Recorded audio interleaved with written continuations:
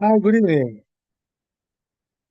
Good evening, Rabbi. You're dark, just so you know. Ah, okay. Oh, it's getting lighter, you see?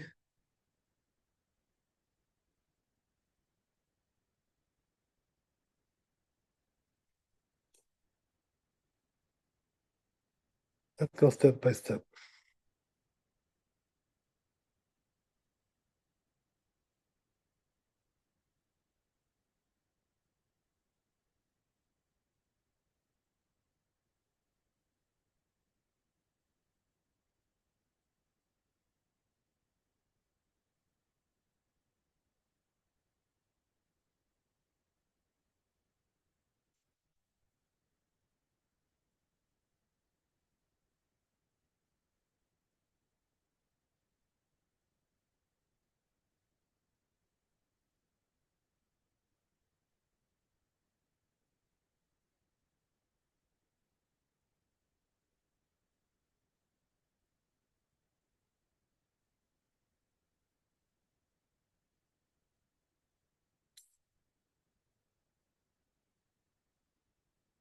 Let's just make sure everything is good.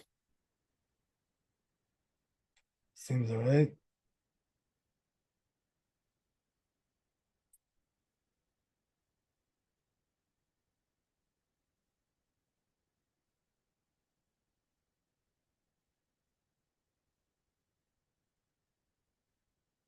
Yeah, I think it's all right. Okay, that's good.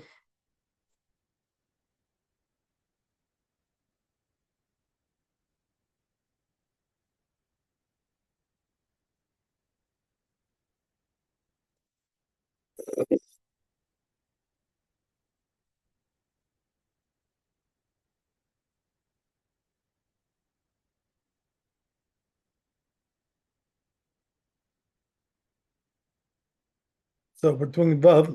It says, Katav Mordechai Peret Bameh Medlikin. This rabbi said, Mordechai in Shabbat, Shebachurim Haolchim Lilmod Chutz Lebetam. Oh, so we're talking about Yeshiva Bacher, right? Who's going to learn in, some other place, right? Different town. Tzrichim le'adlik ner Shabbat bechadram, right? So it says they do have to light, right, candles in their, dorm, right? And they have to bless on that too. But whoever has with his wife, and he doesn't have to light in his room, and to bless on it. Why? Because the wife does it for him, right?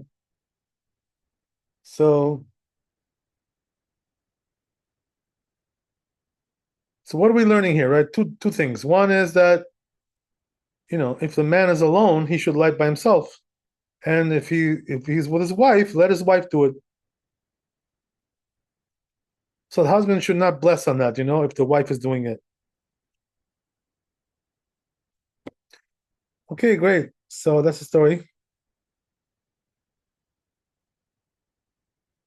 Let's see Shulchan Aruch.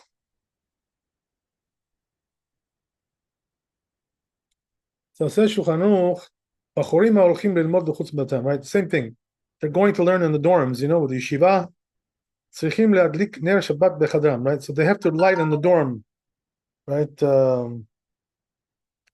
have to light in the dorm and bless, right? Uvarech alav. But Misha would say ishto. It says whoever is with his wife, he doesn't have to light with right bechadro in his room. Uvarech alav and bless on it. Why? Because his wife does it for him. So he doesn't have to go and do it himself. And he's not allowed to bless either. That's it. Okay. Very simple. So let's go to the next one, Zain.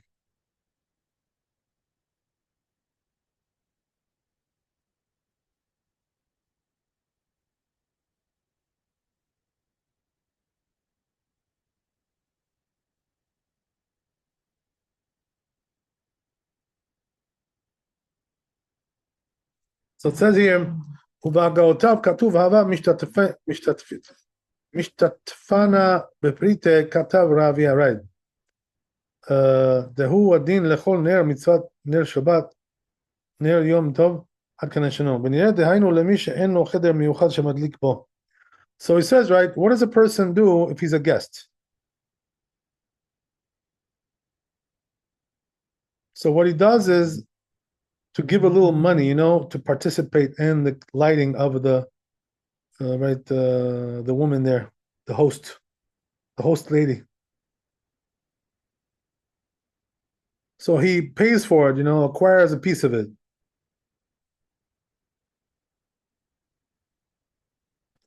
It's not he, it's she, right? Whatever.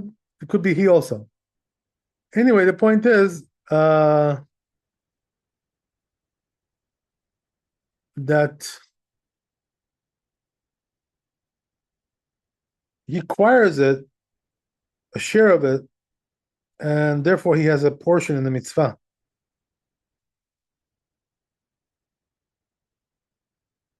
Or the other option is, right, that you could give him to him as a gift, his portion, so he doesn't have to pay for it.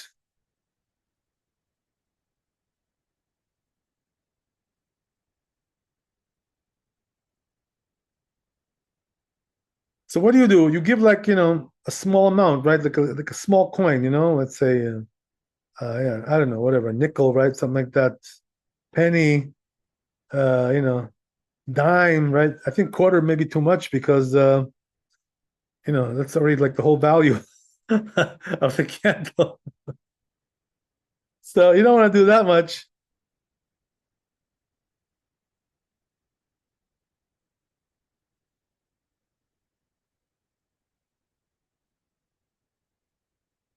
So probably a penny is good, maybe a nickel, I don't know, whatever, yeah, something like that. So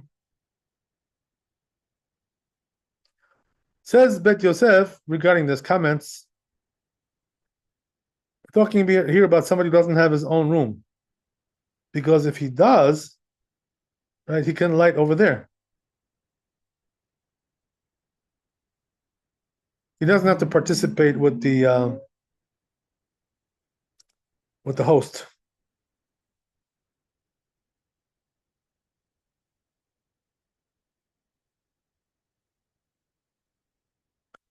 So this needs a little bit explanation. This whole thing. I'm gonna go to Shulchan Aruch and see what we got there, and let's see if we can figure it out. There's some details involved here. So it says like this, right? Oreach she'en lo cheder miyuchad. If you have a guest, right, doesn't have his own room, וגם אין מדליקים עליו בביתו, and nobody's lighting for him at home.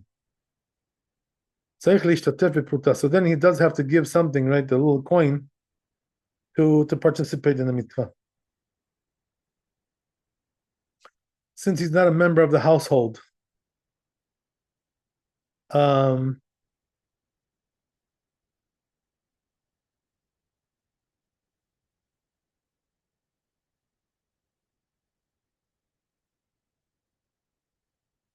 So the question is like this, right?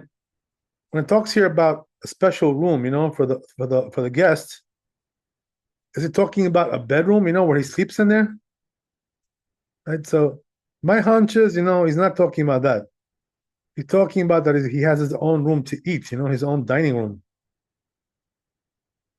Because otherwise, right, if he has a bedroom, why would he want to light over there, right? What's the point of lighting there?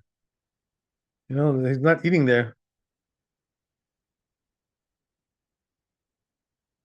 So let's see Mishnah Berurah, what he says about this.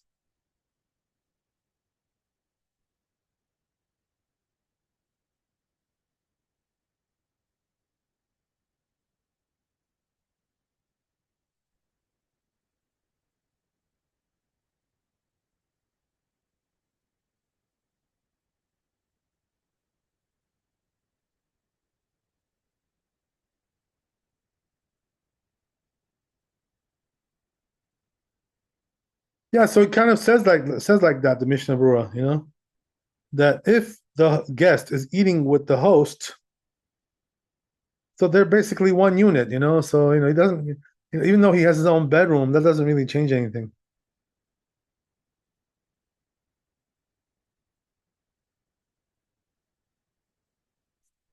So if he's eating with them, he's a part of their, their family in a sense, not totally, but what I mean to say is that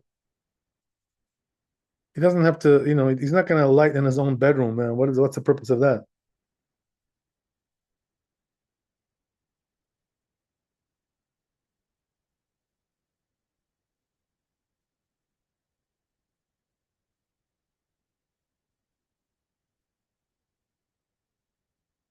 So who says this? The Magen Avraham. He brings the Magen Avraham who says this.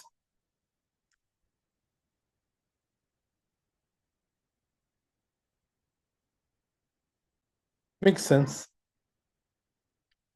So, okay.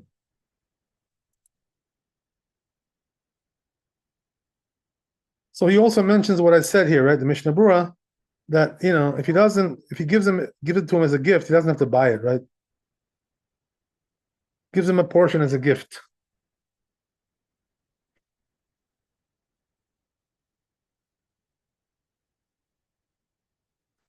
So he says, right, this resembles the din of Hanukkah, right? The same thing there.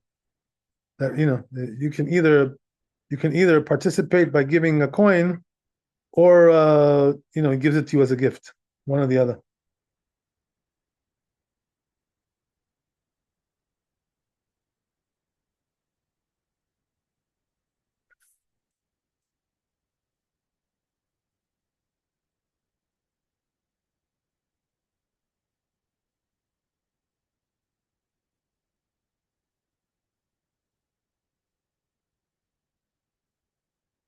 Okay, what else we got? That's it.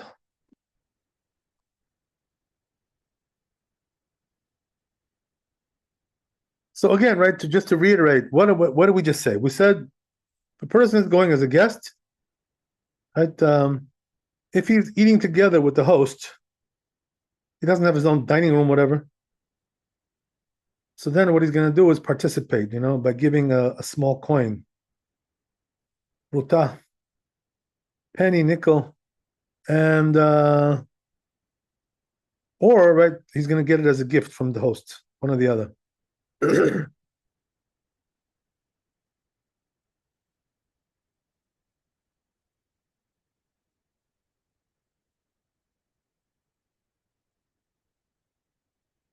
Okay, so I guess we'll go to Het.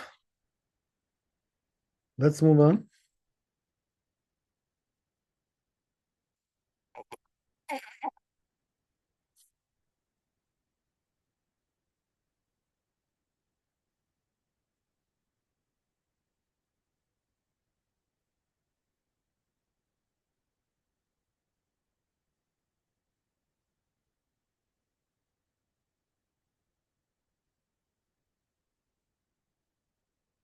The arrangement is all staggered, not in order.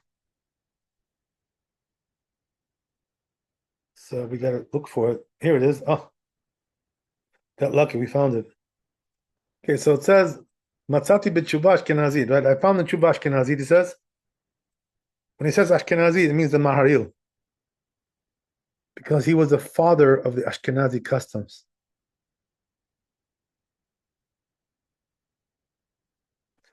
But the truth is, in the words of the Chazal, Ashkenaz means Germany. German. It's like a German rabbi. That's what it is. Okay, anyway, so it says here, Bet o gimel ba'ale batim ochlim b'makom echad. Let's say you have two or three families, eating in one place. It's like a communal kind of a meal, right? Extended family, whatever. Kol echad mevorech al menorah shelo. So look what it says, right? Each one is going to bless on his own menorah. Even though there is a lot of light there already, he's just adding light. So it says, even though this rabbi was hesitant to do this, some are accustomed to do so. So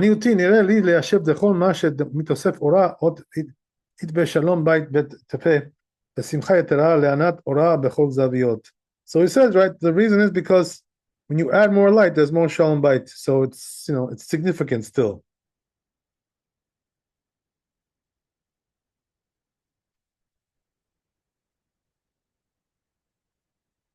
Okay, let's see Shulchan Aruch how we paskin here.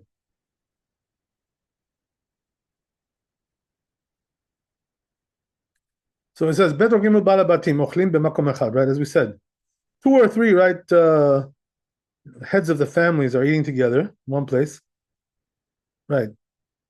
So where you find this, right? You find this, let's say, in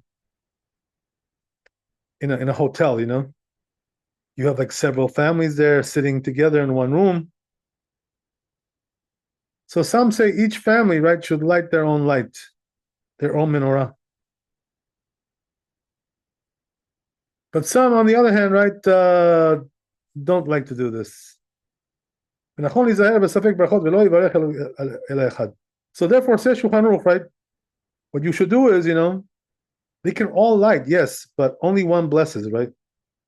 Because there is a doubt whether the subsequent ones should bless or not.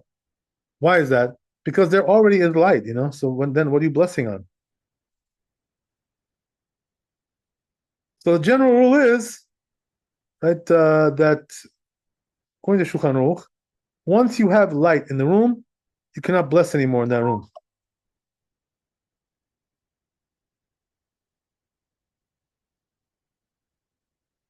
But we have 2 opinions, So Maran here, Shulchan Aruch seems to paskin like the opinion that says that we don't bless. Only the first one blesses, right? The first family, the first whatever, the first lady, whatever. Says Rama, but Rama says no, we don't do like that. So what does that mean? According to Rama, even the subsequent, families can also bless. Because you're adding more light, so there's more shalom bait, right? As we said, right? Something like that. So this is the machloket here, between Shulchan Aruch and Rama. Each one has their own custom.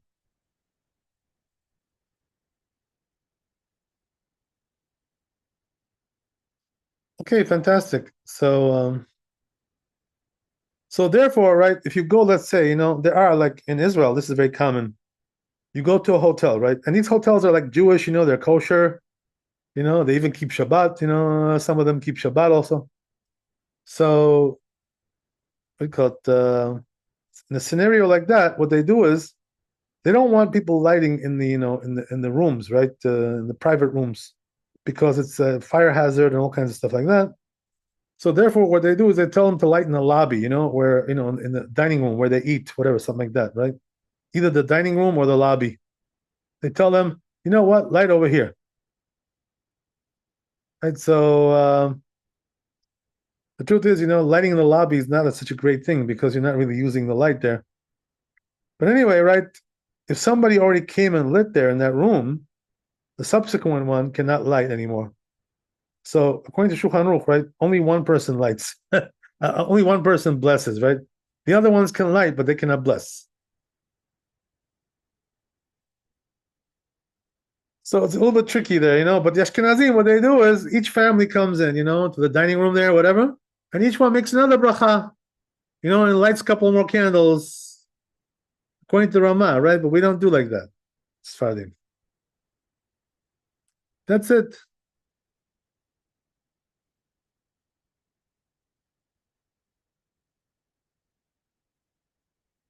Okay, great. Let's go to Tet. So we're done with that. If you have any questions, I'm all ears. Whatever. Okay. Pretty straightforward so far. Yeah, you're right. Yeah, that's good. Yeah, you're right. Okay, let's move on. Let's go to Tet.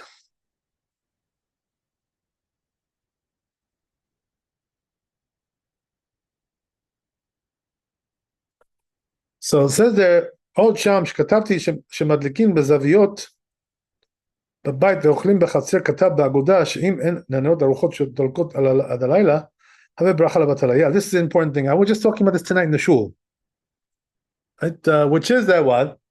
That if you, some people, like to do this. It's like very common, in some places, especially where there's warm weather, in the summer or whatever. what they do is they light candles in the house, but they want to go and and eat, in the yard, right? With the nice air, nice breeze in their backyard or whatever it is, right? Or their balcony or whatever, right? Porch. So the thing is, they're eating over there, but the candles they're lighting in the house.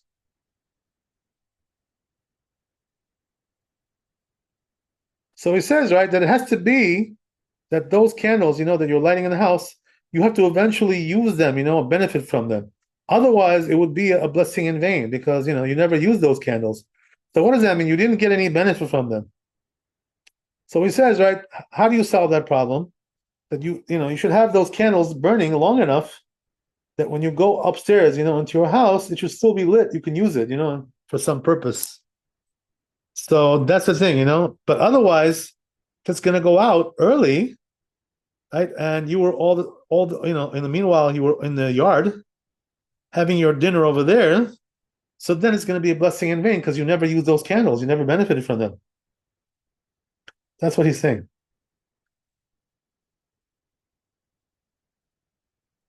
So I was saying the same thing, tonight in the shul regarding a scenario where, or it was last night, whatever it was, tonight or last night. So anyway, right, I think it was last night, yeah. So what I was saying is that if a person is going as a guest, to somebody's house, if he's not going to use the candles at home or the light, so he shouldn't really, it would be a blessing in vain. Same thing. Since he never used the candles, he never benefited from them on Shabbat, So in a case like that, if you're not going to benefit from the lights, either you can just, leave them off because you're not going to be home on time, whatever, or you can leave them on, the lights, and but don't bless because you're not going to use them really. If you want to leave them on for some reason, but if you're not going to use them, those lights, you can't bless on them. It's a blessing in vain.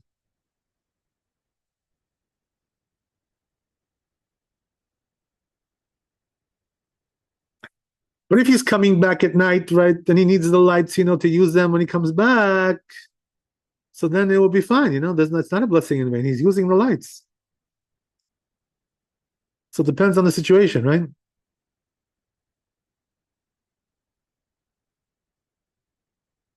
So I always tell people, if you're going out for Shabbat, right, you're eating dinner by somebody else, Seudah, whatever, uh, don't put candles on, because it's a fire hazard. Don't leave candles unattended, and don't say God will protect you. I'm not so sure about that because houses have burned down, with candles. You know what I mean? So don't be so sure. So therefore, right, what you should do is just do the electricity. Don't light the candles. If you want to bless, you can bless on the electricity. If you're going to use it later on tonight, the same night. Right? Okay, so you want to? Okay, fine. You can bless on the electricity, but don't leave the lights unattended. The candles unattended. Right? That's not good. Dangerous. Okay.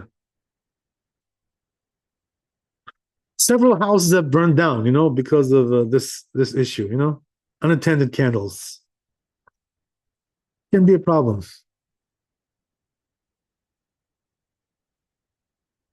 I don't know if you recall, but several years ago here in Brooklyn, right, there was this family, who had a plata, and a fire started and burned down the whole house, and some people died also in the family. So how did that happen, right? It wasn't because the plata exploded. That's not what happened. What happened was that, they were using, insulation, right, towels, and rags, and the rags, got left on the plata, and then they got ignited, they started a fire. So you got to be careful, you got to use your noodles when you do these kinds of things. Don't make fire hazard. Whether it's candles or whether it's plata with rags, God knows what, right? Whatever it is, be careful with that stuff. As I say, don't play with fire. Okay.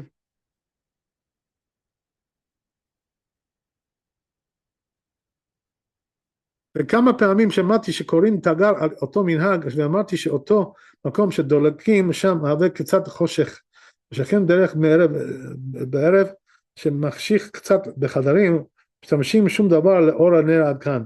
So he says, right, that there can be some justification, in this scenario. What does that mean?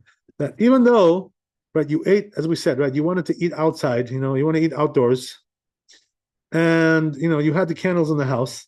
But he says if you use them, the candles by, just walking in and out, you needed the lighting. That's fine. That's already good enough. That does the job.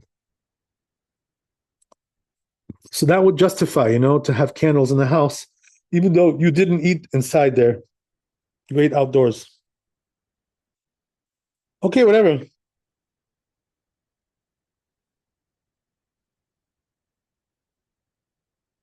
Let's move on. So it says, כתוב בשיבו ללקט, right? It says in this book, מצאתי בשם רך. It says, I found written in the name of the רך, מי שהדליק הנר בערב שבת, right? If somebody lit candles ערב שבת, אחר שקיעת החמה, after sunset, הרי זה חייב מכות. So he says he is liable to lashes. Yeah, you got to watch out for that.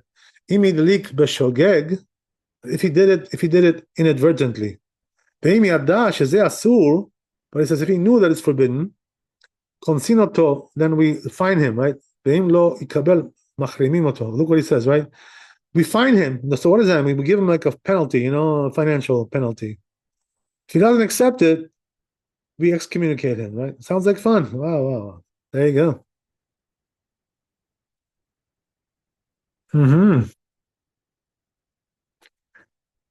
We ban him. Right? Excommunicate him. We don't speak with him, right? We give him the silent treatment. We don't speak with that guy.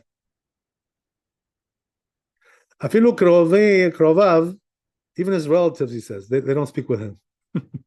והם דיברו עמו, הם שרועים עמו בנידוי. So if they do speak with him, they're also נידוי. Wow, there you go. עד שיעשו תשובה, until they do תשובה. Wow.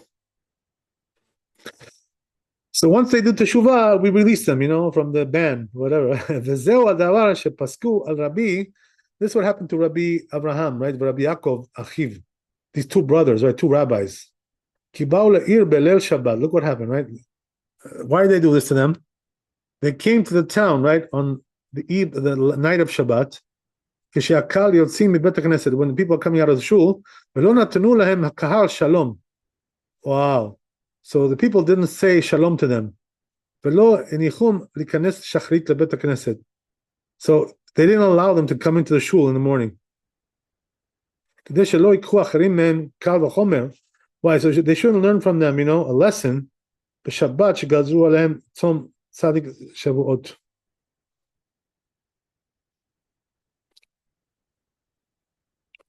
So they decreed upon them to fast for 7 weeks.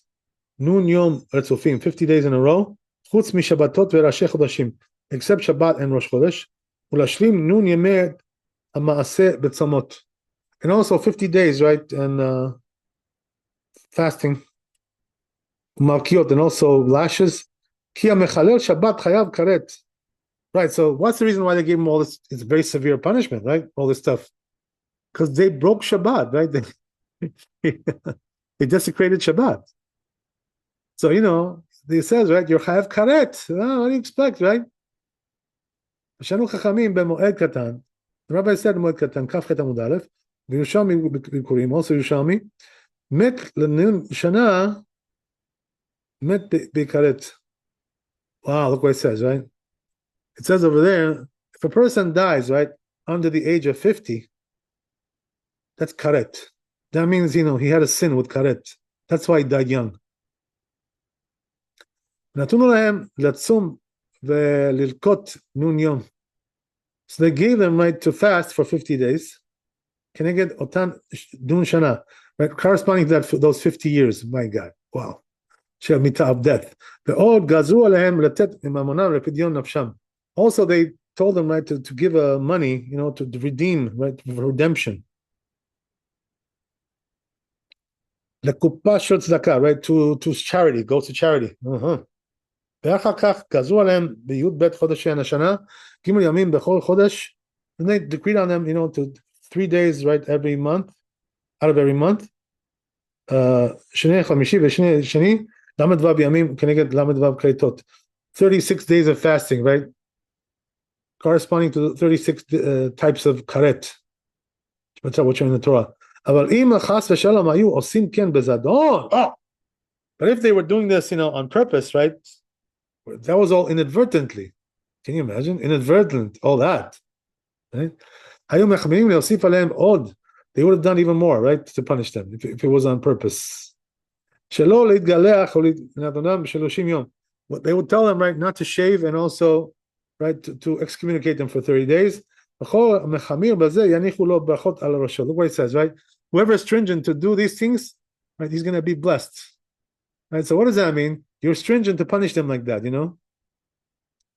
Because when you punish them like this, you're actually giving them, kapara, right? The atonement. That's the thing. This in our generation, that sounds very severe.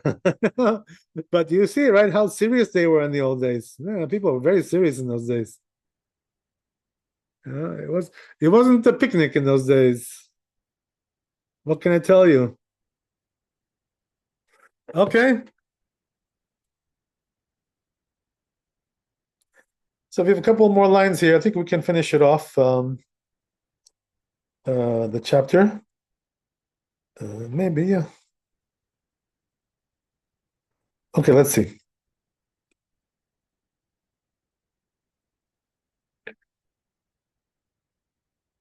So it says here,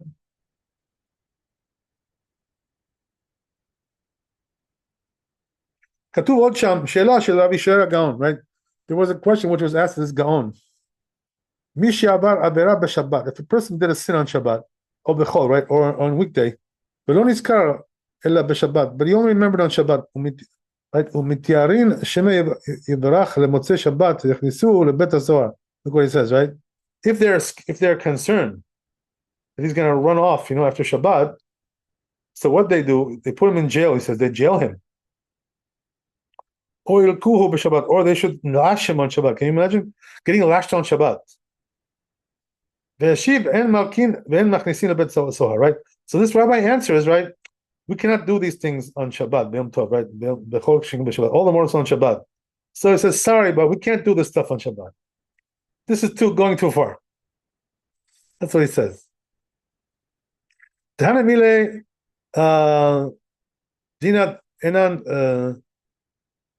Dina, that's according to Din. Inun, Dina Inun. Ben Danin Yom Tov. So he says, what's the reason why we can't do this on Shabbat and Yom Tov? Because these are Din, right? These are like judgment, These are Bet Din. So you cannot do Bet Din on Shabbat. Ben Danin Yom Tov Shabbat. Ben Barach en Aleinu Klum. So even if he ran off, later, so we're not liable for that. So don't worry, it's okay. Wow, can you imagine? Those days were different. They were strict in those days. Not like our feeble generation, right? We're all scared and feeble, weak and worthless, as they say. Okay. You don't even have the strength to tell somebody, why did you break Shabbat? Even that we're scared to do. Maybe he's going to hit us or something, We're scared to even tell him that. Right? You see how the generations have descended, right? It's not what it used to be. Okay. So let's see Shulchan Aruch. The decline of the generations. Okay.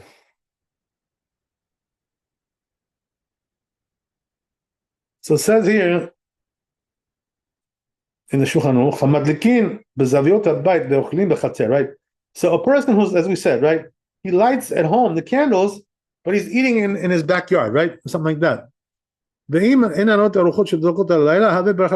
if it's the candles are not going to last long enough, right, that they should go up in the house and use the candles for some reason to get benefit from them, it's going to be a blessing in vain, right? So you got to watch out for that. So as we said, right, this has all kinds of connotations also for our times as well. So, a person has to, make a calculation with these things. So what does that mean? He should know one thing, right?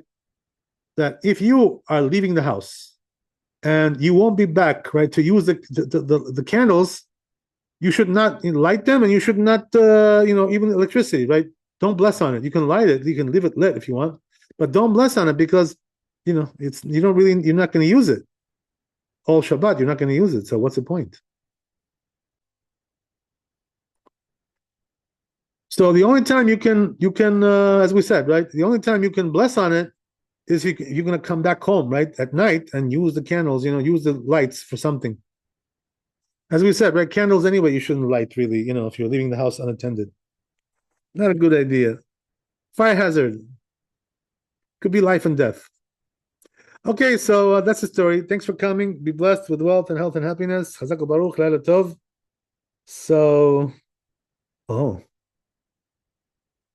okay, so Bezat Hashem, I think we're starting the, 1 second. And then we still have more in this chapter. We're not done yet. Okay, so Bezat Hashem, we'll continue tomorrow, Bezat Hashem. All the best. Laila Tov. Thank you very much, Rabbi. God bless.